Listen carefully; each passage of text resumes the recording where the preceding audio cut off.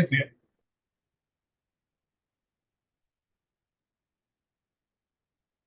So welcome back. It's Monday, 2 October. We finished up on Saturday and posted an assignment related to our class on Friday. So in class on Friday, we walked through the build of a DNS system, and now there is a DNS server that's sitting out there, and you have an opportunity to log additional credit on the solution, and that's going to be easier to do once you complete this assignment. I wanted to explain, has anyone ever heard of the terms prologue and epilogue? In a context of writing, yes. Yes, in the context of writing. So you have a written work, and a prologue would be something that comes before the foreword, kind of like a foreword at the beginning before you start reading, and then the epilogue is the aftermath, right? It's a sort of a, here's, it's a teaser for what comes next for a sequel, or just follow up so that you can satisfy your reader. So one of the things that we suggested is that when you receive your scores for the module 1 solution, and that has to happen this week, you'll have opportunities to refine and resubmit for additional credit. And one of the things that we want you to consider doing is to implement local DNS, and that's just a quick way of providing additional information about the activity on your personal network. And it would be for your use exclusively. The demo that we have out here will allow us to provide you with proof of concept how this works. So if you, and notice it's due 1 p.m. Wednesday. So this is not an optional assignment. Submitting a second round for your solution is optional. If you maximize your credit, you don't want to log additional credit, you don't have to. But this assignment is not an optional assignment, it is required. What we want you to do is to go home to your network at your residence, and you can choose your own laptop, or you can choose a smart device like a TV, or an intelligent assistant like Alexa, or a security camera, right?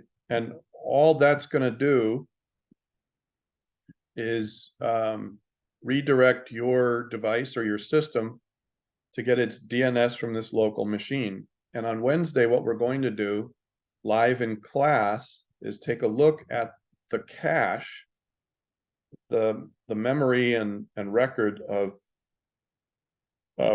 domain names that were referenced. And this is a really, now we can't backtrace to see who looked up what, but what we want you to do is to go ahead and make use of this new system. And so you log the first point by configuring and demonstrating use. So whatever it is you decide to use this setting for, you capture the screenshot of this value in the DNS settings, and then you show that it's working after you do that, right? So the DNS is working. Now you get a second point if you repeat one of the tests from the solution. So this isn't in place of a second submission for your solution. This is in addition to, right? So in your solution, you did GRC shields up, you did netstat, you did nmap. And afterwards, if you go ahead and run just one of those, just pick one of those, what you want to do is see if there's any differences. Now, let's say there aren't any differences. You still get the credit. The point is logged so long as the new results are captured and submitted, whether they differ from your original results or not, okay? But then there's kind of like a teaser in here. I'm gonna throw some secret sauce into the recipe. So there's a video that I want you to take a look at first, and there's a connection between DNS and what you'll see happening in this video, okay? And then what we'll do on Wednesday is connect the dots. And but if you can figure that out ahead of time, if you can just think about it a little bit after you watch this video, right? And then read this information. It says how the use of a local DNS system can be an advantage, right? I've just explained the benefit of having DNS and the record of activity that's stored on that DNS server for all of the devices and connected systems, wherever those clients connect to, that's going to be stored in the DNS cache, right? And what you're going to see in the video is related to an exposure and an exploit that's very common right now. So interest links and ads that present in streaming media, TikTok videos, websites, messaging, they often redirect to malicious websites where there are uninvited guests. So that's all I'm going to say right now. But what I want you to do after you've heard this, when our class is done, you should click this video. And then just choose one of the systems or devices in your home network to go ahead and do this and get it turned in before our class on Wednesday, all right? Preferably sooner. So sooner is better because that means what's in the DNS cache is going to be more interesting. Now we did provide 3 Raspberry Pi. Did I tell you this on Friday? I've handed out 3 Raspberry Pi to students. Yeah, you did. And you can bring one home and use it as your device. If you don't want to use a personal device or system in your home network, you can send me an email and say, hey, I want to pick up one of those Raspberry Pi and I want to run it on my home network. So it's on loan to you however long you want it. You can connect it, you can do things with it. You could go to some interesting or even provocative websites, nothing controversial, right? So let's stay away from the not safe for work websites, right? But you could use that Raspberry Pi to go to something really peculiar and then see if it shows up in that DNS cache, right? Just for proof of concept, right? So the goal here, remember, in our first module was to take some time to explore the exposures that each of us grapple with every single day on our home networks and everywhere else we're connected on island. And we want to take this across the finish line in a big way. After you finish this assignment, you should go back and you'll see the credit that's posted for your solution at that point, right? Where's that solution? Okay. So after you've gone ahead and completed that assignment, by that time, you'll see the credit that's posted in this solution. And that will prime the pump for how you can resubmit to log more credit here as well. Are there any other comments or questions about this final assignment in Module 1 before we continue our review of content for Module 2? No. Okay, then. So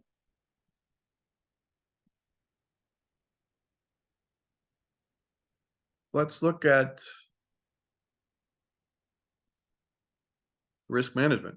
We finished our review of information security programs, and what we'd like to do is spend the rest of our time this week reviewing content about risk management, and then we'll finish a solution on Friday, and then you'll log your first attempt of the Module 2 solution by 11:59 p.m. Saturday.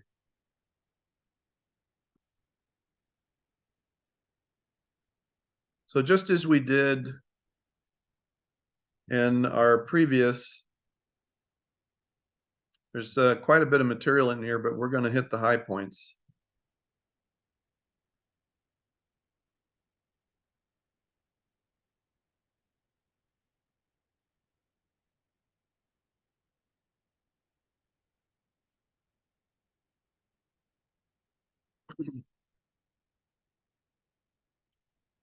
So when we talk about risk management, we're talking about a process that an organization does as a part of their security program. Risk management is a component of an organization's information security or cybersecurity program. And the intent there is to examine and document information assets. So it's kind of a flipped approach.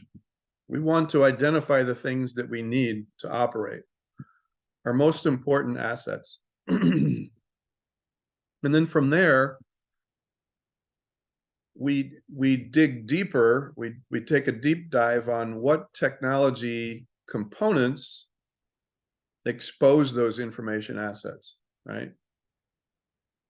So instead of starting with the tech and with the training and all that, we're just taking a look at the organization's process and their mission. So we're looking at the organization as a whole. You know, what is it they do? Who do they serve? And what's most important? Based on that, there are some information assets that are critical for that mission, to fulfill that mission. And it's the responsibility of management, in particular, the risk management of an organization. We mentioned before, it's usually the money person, the chief financial officer, because their goal is to use the financial resources to reduce the risk, right? To reduce the cost associated with risks. And because we're reducing the cost of risks, that's why risk management is often expressed in financial terms, right? And it has to do with information assets. So if you lose an information asset and you can't, like if you can't receive payments for a week, what's the income associated with that, those lost payments for that week, right? And what does that do to the organization? Well, they have to dip into reserves. If they're going to make payroll that week, they're going to have to get that money from somewhere else. There's all sorts of impacts, right?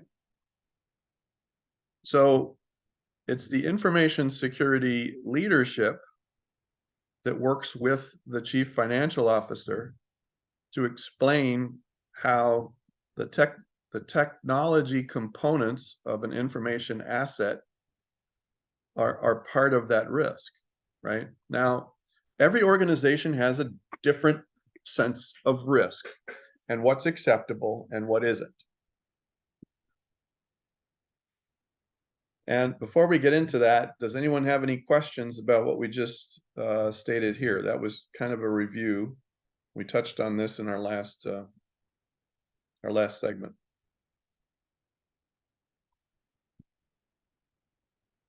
No. No questions. Okay. Let me check something here to make sure. Yeah, we have our 8 people.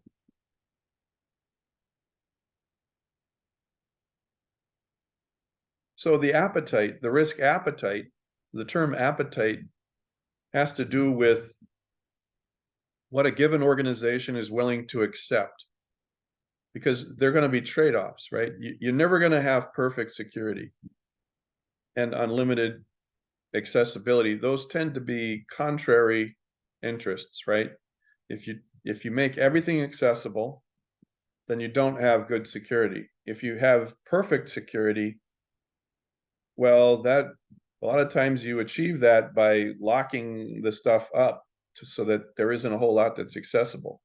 The more accessible and exposed you are, the less secure you are. So those are trade-offs, right? And the risk appetite is how much of our border, how much of our walls and gates are porous, you know, how much can we afford to be open? And those are conversations that the leadership needs to have when they're defining their security program, because if you lock down the fort completely, then you have a lot of complaints about how hard it is to use things and how accessible they aren't. So that's the challenge. IT staff want to make things easy to use and accessible so that their jobs are manageable.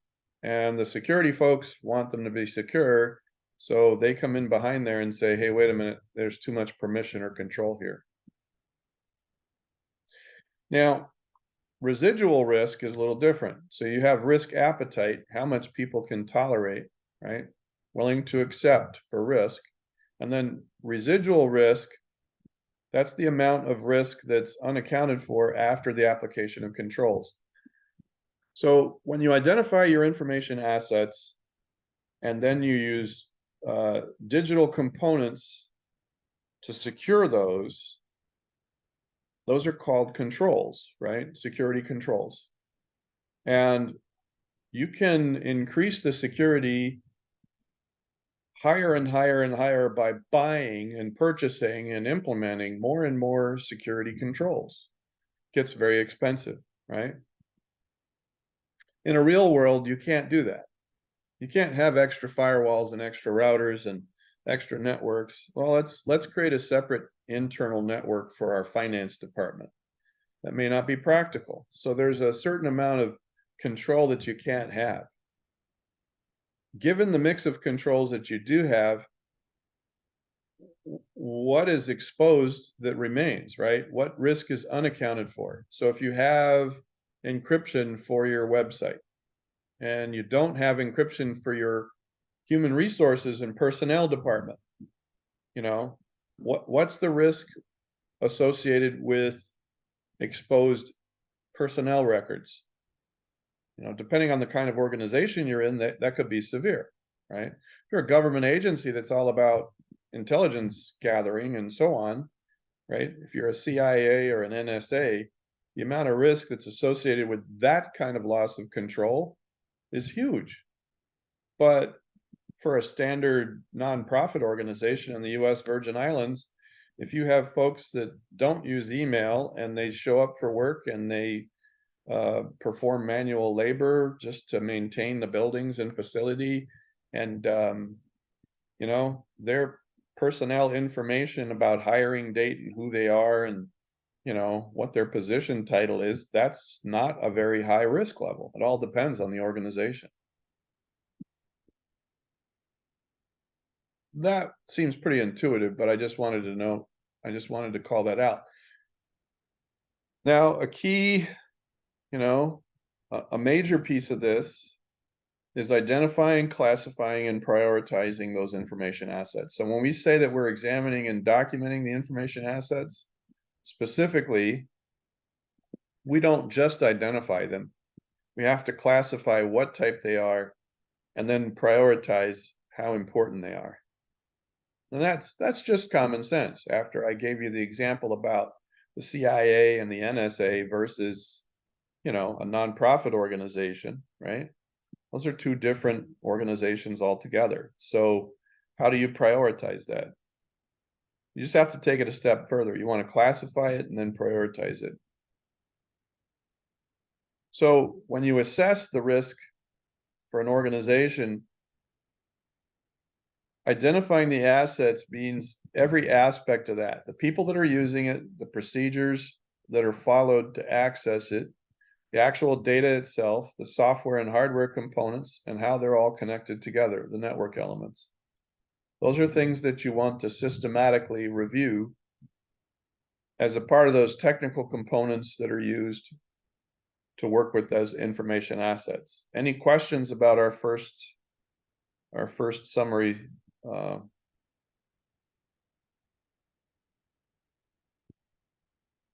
Nope. Okay. So for risk management, when we're talking about human resources, documentation and data information assets of an organization, sometimes those aren't as easy to identify or document as tangible assets. Not in the same way that the cost of a server is or an application is. I mean, you can go to Amazon and order hardware and you can purchase software to run on that hardware. But when it comes to the people and the information, sometimes you have hard copy instead of digital information, and that's just as important, right? It's the other assets that really cause the biggest problem because people don't think beyond the tech systems. When we're talking about risk management and cybersecurity, they're always focused on the tech. But it's actually this soft area that you have to mind.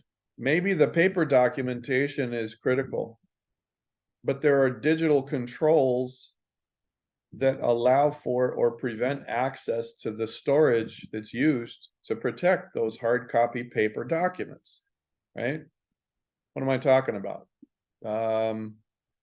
You know, a safe with an electronic lock. That's just one quick example, right? And then you have like card readers.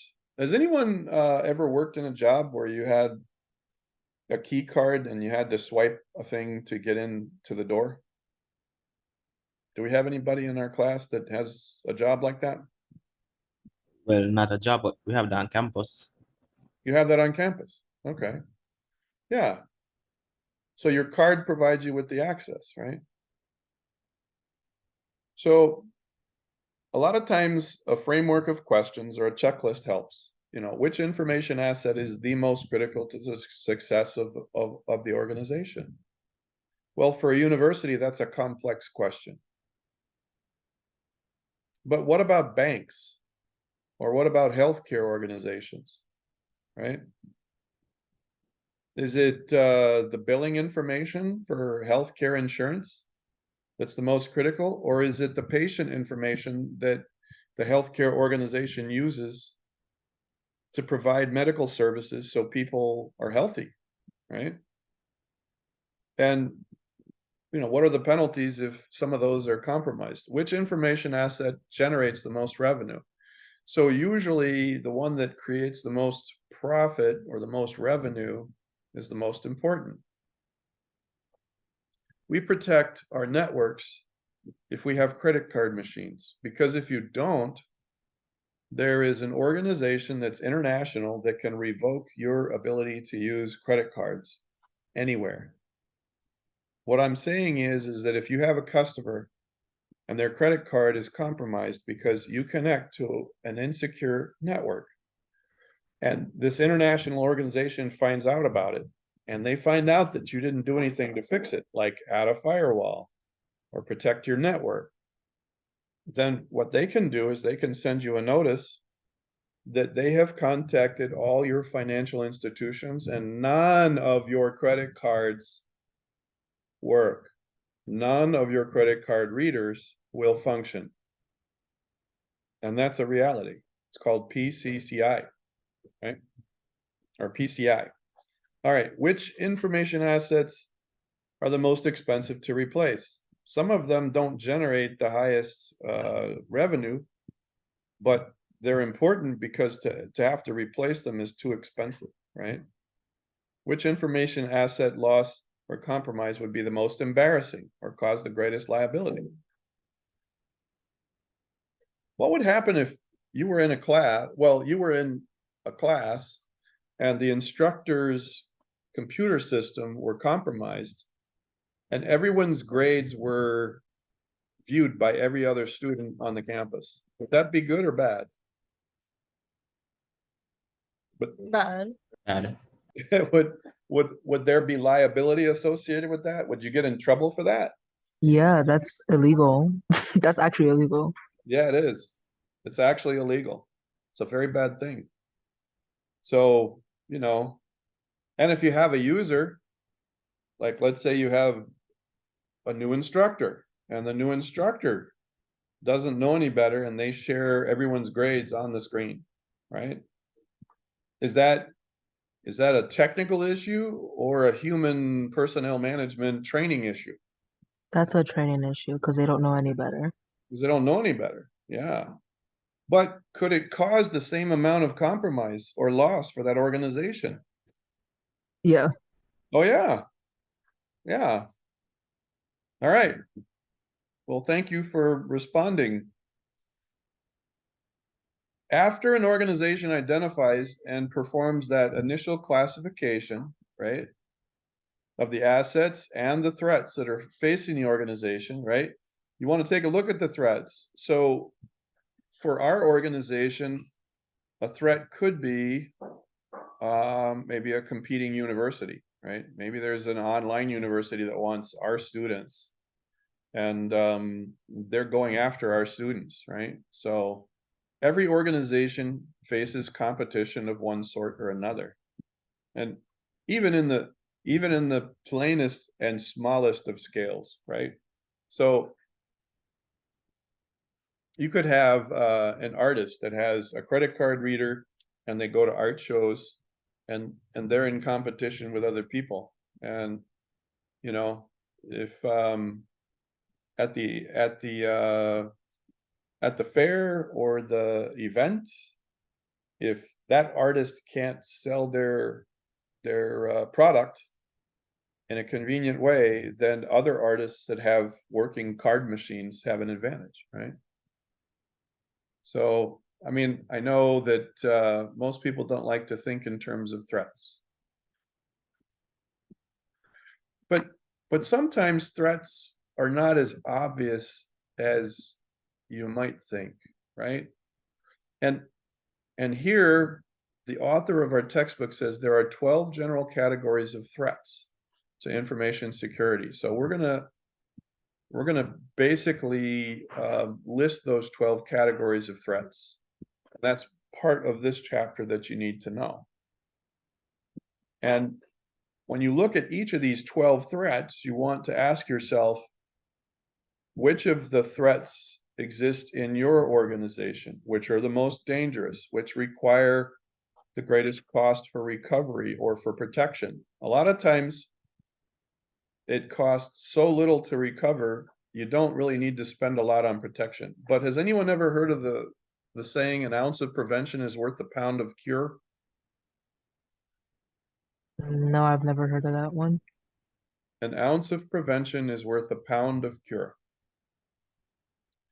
So let's say that you start to get a sore throat and you get in quick to your doctor's office and they prescribe you antibiotics and you take the antibiotics and the next morning you're just fine. And let's say that you have a friend or a cousin that faces the same thing and they don't have access to that ounce of cure up front, but instead they don't have the antibiotics, and then they get a sore throat, it turns into strep throat, they get a fever, they can't work for 3 days, they don't take 3 days of pay home, so they have 3 days less pay in their paycheck, right? So you pay a whole lot more than the $10 copay for the antibiotics, as opposed to losing 3 days of pay. That's it's an old adage, or you know, a wise saying, an ounce of prevention is worth a pound of cure. But did you know that sometimes in the cybersecurity world, organizations will try to take advantage of that general sensibility, and they'll try to sell you on all this protective measures, and even for cases where the cost of recovery is trivial. Like, let's say that a computer system is wiped out, but you have a way to rebuild the PC or workstation in an office, and it only takes 30 minutes, right? So the cost of using a sophisticated security system takes 4 man-hours every week by a dedicated IT person.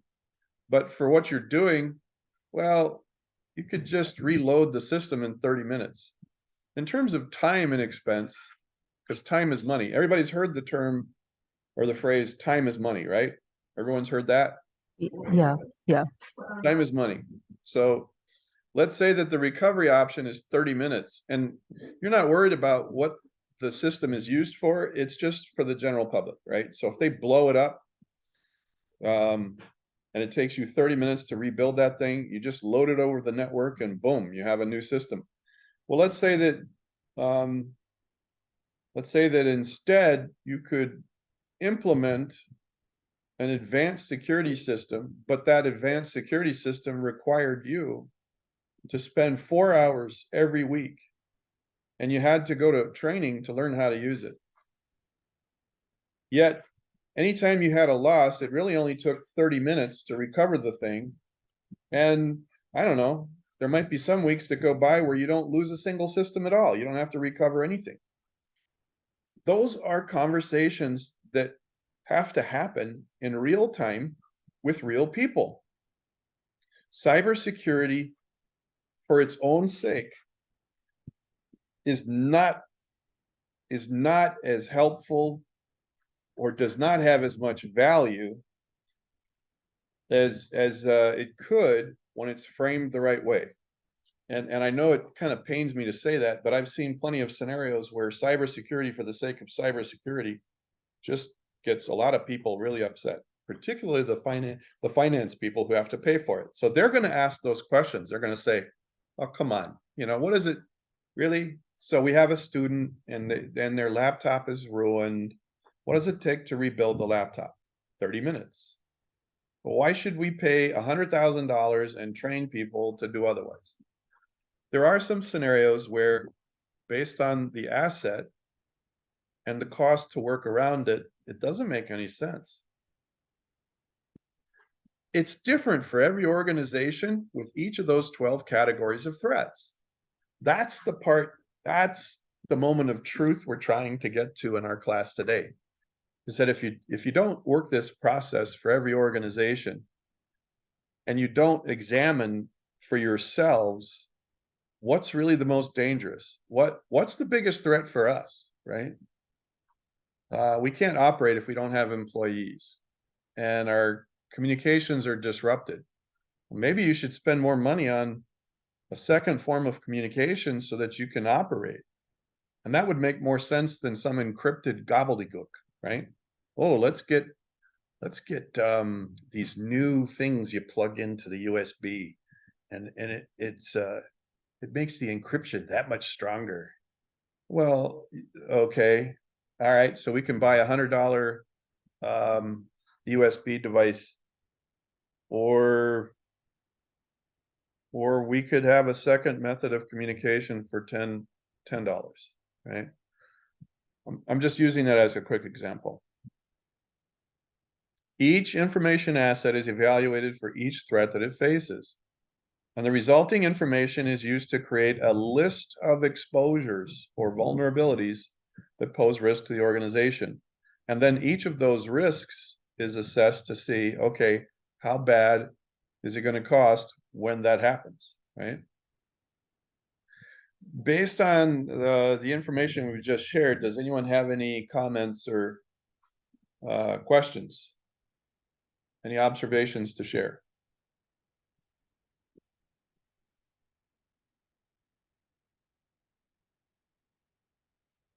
So that formal matrix, when you take each information asset and you evaluate each threat it faces, and then that resulting information creates this list of vulnerabilities, right?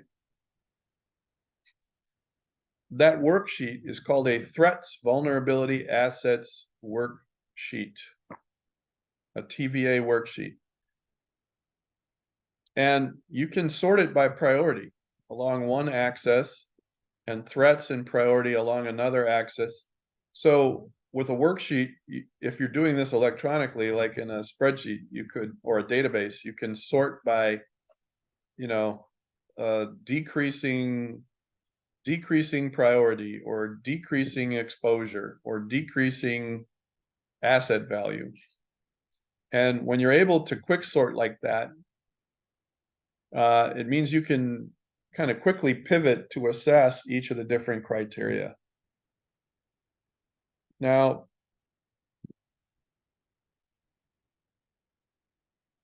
human resources, documentation, and data information assets are not as easily identified and documented as tangible assets, like hardware and software. So once again, you know, when you come together as a team and you say, what's missing from our TVA, and somebody says, Betty, and everybody stops and they're like, what? Why is Betty supposed to be on that worksheet list? Well, Betty is the payroll staff, and if Betty has a problem because she can't do the payroll, all of us have a problem, right?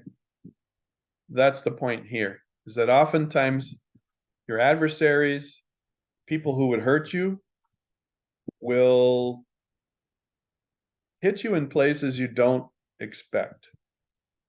And I think what I'm going to do today is get to the bottom of this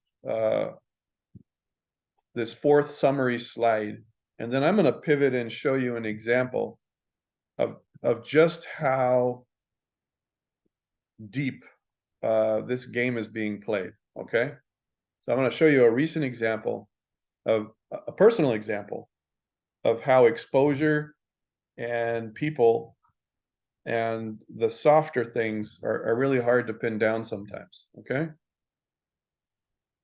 it says less tangible assets, ones that are not easy to identify, are the ones you should identify and describe based on knowledge, experience, and judgment. So you still want those, you know, less than obvious assets and vulnerabilities listed on that sheet, on the worksheet.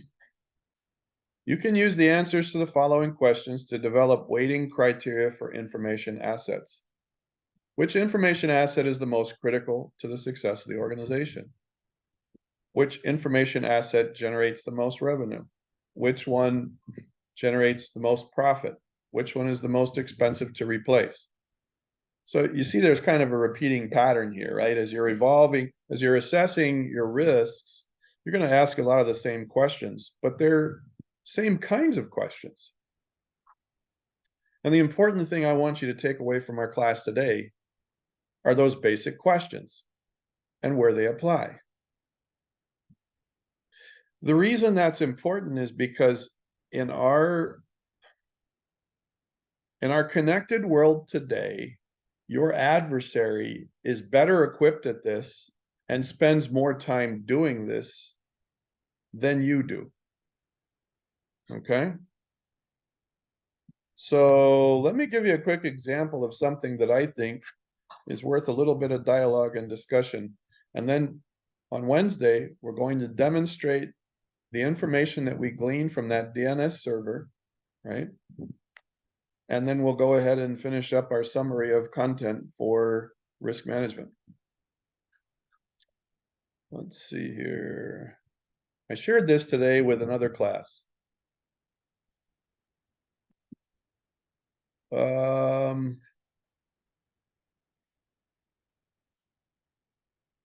A second.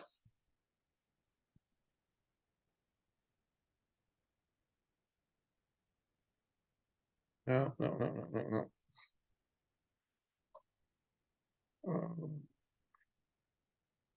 Oh, I think it might be in here. All right, I'm going to stop sharing for a moment. Everybody hold tight. I'll pause recording.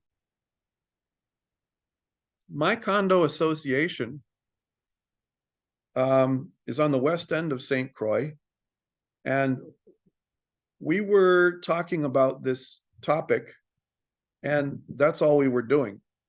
We weren't actually engaged on the devices I'm showing you right now. So I wasn't on this screen searching for jack posts. I wasn't using my smartphone to search for jack posts, but I was near other devices and systems that had this microphone, this always present intelligent assistant. And so these keywords are hitting in the microphone. And the point I'm trying to make is all of you have a presence online. You have a profile, and some of you influence others to a greater extent. And some of us don't influence others as much online. And the more you influence, the more you're in the mix online, and the more that you have something to do with money, the more the world is listening. And they're not the only ones that are listening.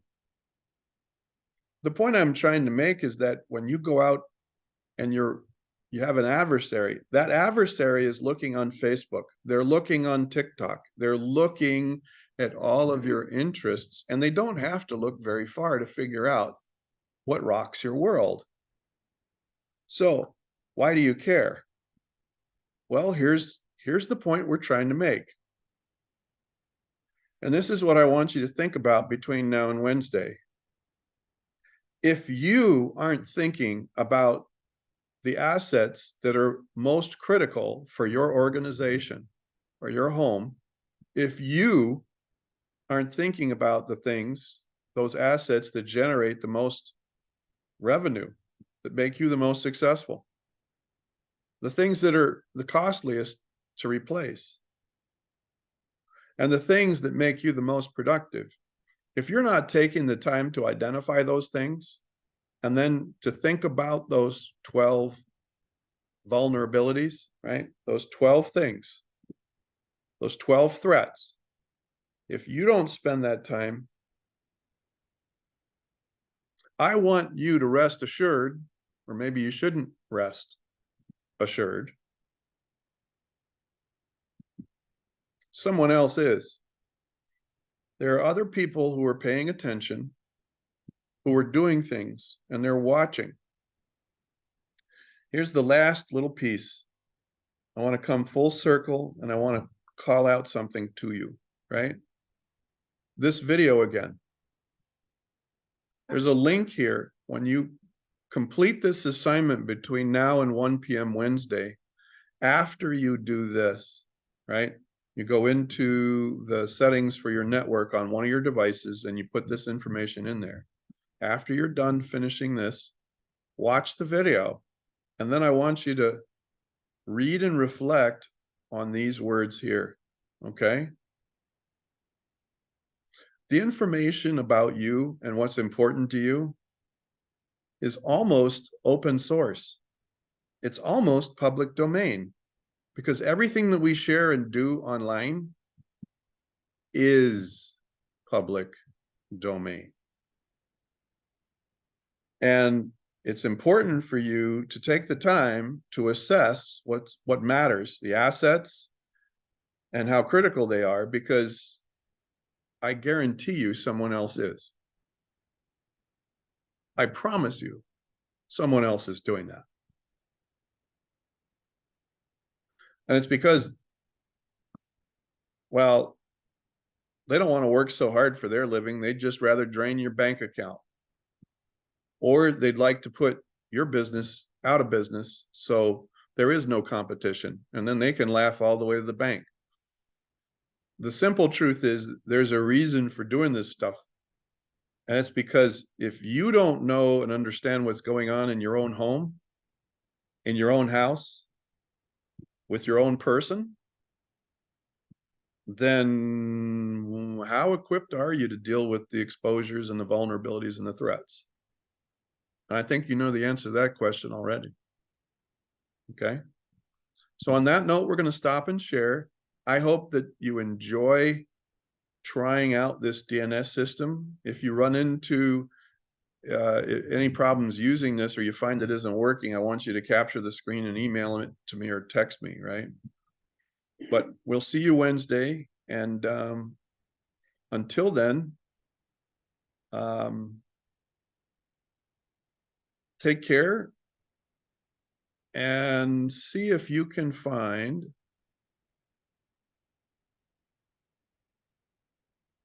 anyone interested in a bounty. Would you like to log additional credit? Sure. Why not? So I have a challenge for you. While you're doing the 1.x assignment, the last assignment for module 1, I don't want you to search with your devices. I just want you to talk openly about a peculiar subject, something that's completely out of something that's completely unexpected as far as you are, like llamas and alpacas. And I mean, you're not going to start a llama farm or an alpaca farm. Yes, Javel has a question about this. Go ahead, Javel. Yeah, so this already happened to me yesterday, and I spoke about it. I was talking about learning Spanish, wanting to learn Spanish, and when I went on YouTube, that's the first video that came up. This happens to me a lot. Even when Yes. I talk about shoes, if I go on Instagram, then an advertisement will come up about the exact shoe. So this always happens to me. Yes. Yes. So let's institute a bounty program. Each of you have the option. If you experience something like what I've related, and Javel has just related, what you can do is capture the detail, right? Get a picture of what's showing up on your TV, right? So you start talking in the room about baby seals and how they're clubbed to death and how tragic that is. And then if you turn on your smart screen TV and lo and behold, here's a special from National Geographic. And what is it about? Baby seals. I want you to take a picture of that. Right? Email it to me and I'll post additional credit for this course because I want you to be in tune with how many people are watching and listening. And if they know what matters to you, it's really important for you to understand explicitly what matters to you so you can protect it. Yeah, that's what that's the heart of risk management. You know, you have to take more time with your own affairs than your adversaries do, or you stand no chance, right? Well, you're a sitting duck. So that's where we'll leave it for now. I hope you experience something better or different if you use that DNS. If you don't, let me know. We'll see you Wednesday.